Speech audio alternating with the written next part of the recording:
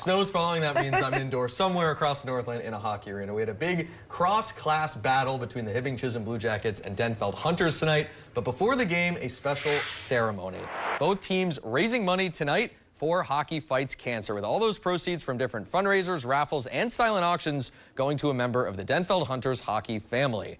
$1,500 were raised tonight, going to Denise Davis, grandmother of Hunters senior Mason Kingsley. The Blue Jackets come into this game undefeated at 3-0. The Hunters sitting at 1-1. Let's get to the action, and it didn't take long for those section champs to strike. Just 34 seconds in, senior captain Tate Swanson breaks the ice with that twisted wrister. Then Swanson finds the puck way up in the air, tosses it to his own Tate before firing an assist over to Jackson Strukel, who wires it home. That junior blue liner doubling the damage to 2-0. Now on a Blue Jackets power play, it's Cole Swanson setting up his big brother with a wide open cage.